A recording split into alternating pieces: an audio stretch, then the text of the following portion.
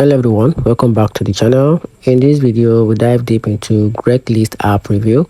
To get started, the CRAIGSLIST app is the mobile extension of the long-standing online classified platform, offering users a straightforward way to buy, sell, and trade goods and services locally.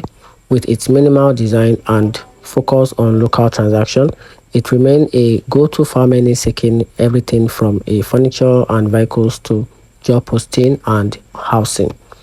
The strength of CRAIGSLIST app includes user-friendly interface together with a local focus, which emphasizes on local community, facilitate with face-to-face transaction, and also cost-effective. Most listings are free, making it an economical choice for individual and small businesses looking for and advert goods and services. However, there are notable weaknesses about this platform.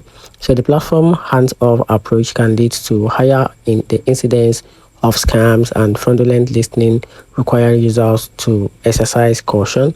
And also it can be out of date a little bit. And here's the quick bottom line.